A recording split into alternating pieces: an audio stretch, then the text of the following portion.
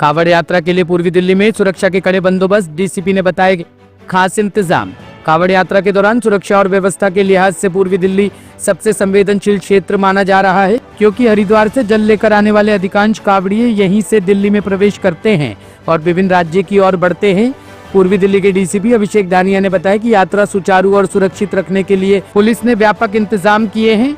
NH9 विकास मार्ग और Hindon canal road जैसे 3 मुख्य रूट चिन्हित किए गए हैं, जहां पुलिस बल की विशेष तैनाती की गई है। जिले में 21 शिविरों की अनुमति दी गई है, जिनमें से 4 का उद्घाटन हो चुका है, जबकि अन्य का कार्य अंतिम चरण में है। सभी शिविरों की नियमित जांच की जा रही है और CCTV कैमरे लगाए गए हैं।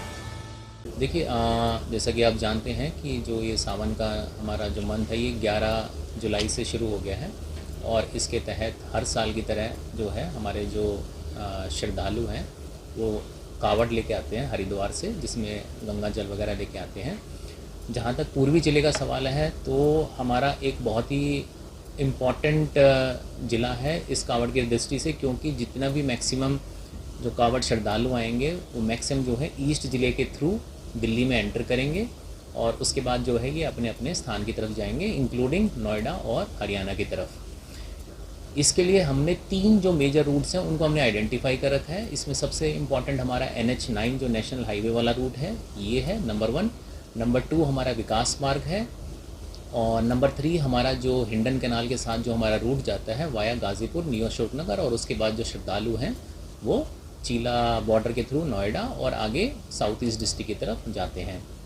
टोटल इस बार जो सरकार है उन्होंने 21 शिविरों को परमिशन दी है। वो सभी शिविर अभी कंस्ट्रक्शन की स्थिति में ही हैं। उसमें से केवल 4 ही शिविर हैं जो आज की डेट में ऑपरेशनल है। बाकी अभी मैं मान के चलता हूँ अगले 2-3 दिन में ये सारे ऑपरेशनल हो जाएंगे।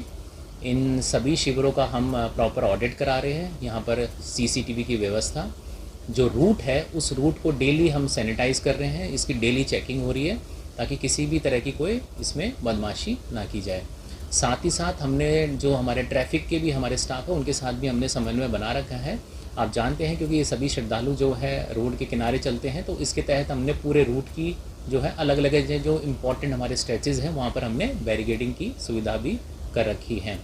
टोटल हमारे अगर इसमें अगर हम अपने पुलिस पर्सनल्स की बात करें तो 632 हमारे ज़िले के पुलिस पर्सनल्स हैं जो राउंड द क्लॉक 3 शिफ्ट है, 8 से 4, 4 से 12 और 12 से 8 में अभी हम ड्यूटी कर रहे हैं। इसमें 31 हमारी PCR वैन्स हैं जो 24 घंटे जो है पूरे ज़िले के अंदर स्टैटिक ड्यूटी और पेट्रोलिंग ड्यूटी पे हैं और कोई भी अनटूवर्ड कॉल आती है तो तुरंत जो है वो स्पॉट पे पहुंच रहे हैं।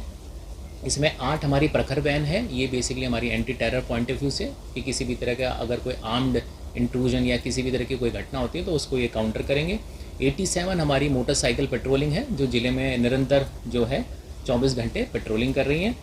25 हमने इसमें पिकेट लगाई है। हमारे वैसे 22 बॉर्डर हैं, लेकिन 5 हमारे इंपॉर्टेंट बॉर्डर हैं जो नोएडा के साथ शेयर करते हैं और इसके तहत हमने जो इंटरमीडिएट है ये 25 हमने पिकेट्स लगाई हैं। 2 कंपनी आउटसाइड फोर्स हमें रिसीव हुई है, वो भी हमने अभी डिप्लॉय कर रखी है और पूर्वी जिला पूरी तरह से कावड़ जो व्यवस्था है इसको सुनिश्चित तरीके से हम निकाल लेंगे। जितने भी हमारे 21 शिविर है वहाँ पर हमारा पुलिस डिप्लॉयमेंट है। अगर आप अभी भी जो शिविर जो फंक्शनल है वहाँ पर जाके देखेंगे तो हमारी आउटसाइड फोर्स में RAF है वो भी डिप्लॉयड है, लोकल पुलिस भी डिप्लॉयड है और जो इनके ऑर्गेनाइज़र हैं उनके साथ हम निरंतर संपर्क में है। जो हमारी बीट स्टाफ जो वहाँ पर पेट्रोलिंग ड्यूटी पे रहती है वो निरंतर उनके संपर्क में है। किसी भी तरह की कोई भी सूचना आती है तुरंत हम इसमें रिस्पॉन्ड करते हैं। ये बिल्कुल गाइडलाइंस है, इसमें बिल्कुल क्लियर है कि जो हैवी साउंड्स हैं, हालांकि अभी तक हमारे पास किसी भी तरह की कोई कॉल नहीं आई है, लेकिन इनको हम जो है अलाउ नहीं करेंगे। इससे जो है नॉइज़ पोल्यूशन की समस्या होती है और ये हमने ऑर्गेनाइजर्स और जितने भी कावड़ी हैं उनको ब्रीफ भी कर दिया है। इनफैक्ट जो हमारी इंटर स्टेट कोऑर्डिनेशन मीटिंग जो हुई थी जिसमें हमारी गाज़ियाबाद, नोएडा और मेरठ और उनके जोन के साथ मीटिंग हुई थी, तो वहाँ की जो स्टेट पुलिस है वो भी इसको इन्फोर्स कर रही है। तो जहाँ तक हम समझते हैं इस तरह की समस्या नहीं है। बेसिकली ये वहीं से शुरू होकर आ रहे हैं, तो जो उत्तराखंड पुलिस है वो भी इन पे एक्शन ले रही है, फिर यूपी पुलिस है वो भी एक्शन ले रही है। उसके बाद भी अगर कोई बच जाता है या कोई इस तरह का आता है तो हम भी इसमें जो है इसमें एक मामला आता है जैसे अभी उत्तराखंड में देखिए, जैसा कि मैंने बताया कि हमने इस समय मैसिव डिप्लॉयमेंट कर रखा है।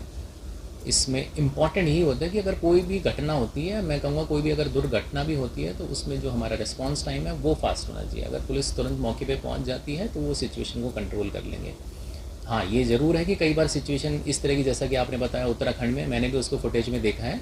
तो मेरी यही अपील है जितने भी हमारे श्रद्धालु हैं कि लॉ एंड ऑर्डर को अपने हाथ में ना लें। अगर कोई समस्या, कोई इशू आता है तो तुरंत 112 पे कॉल करें। पुलिस 24 घंटे आपके साथ है और हम आपकी सहायता करेंगे।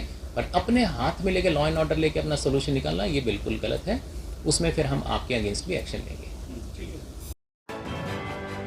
Bureau report, team A1 news.